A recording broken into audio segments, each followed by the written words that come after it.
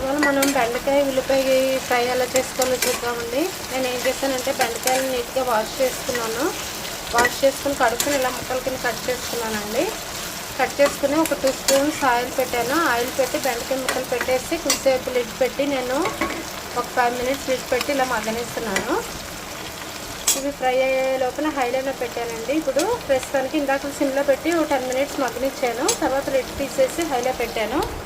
ఈ లోపల ఏం చేయాలంటే ఉల్లిపాయలు ఒక 2 ఉల్లిపాయలు కట్ చేసుకున్నానండి. 2 ఉల్లిపాయలు కట్ చేసుకుని ఉల్లిపాయ ముక్కలు కూడా ఇందులో వేసేస్తున్నాను.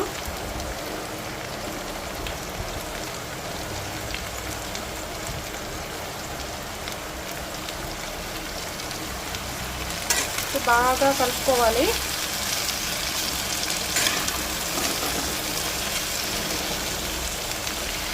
ఇప్పుడు ఏం చేయాలంటే ఉల్లిపాయ వేసాం కదండి, ఒకసారి సిమ్లో పెట్టి మళ్ళీ ఒక 5 మినిట్స్ మగ్గనిద్దాము లిడ్ పెట్టుకుని. చూస్తారు కదండి, ఇప్పుడు హైలో పెట్టేసుకున్నాము. ఒక నీట్గా వేగిపోయి మగ్గిపోయాయి. ఇప్పుడు ఒకసారి హైలో పెట్టుకుందామండి. మనం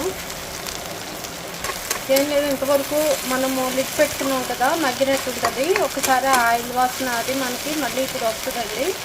హైలో పెట్టుకుని వేయించుకుంటే కొంచెం క్రిస్పీనెస్ వస్తుంది. ఇంతవరకు మగ్గినట్టు అయిపోతుంది కదా, మెత్తగా అవుతుంది.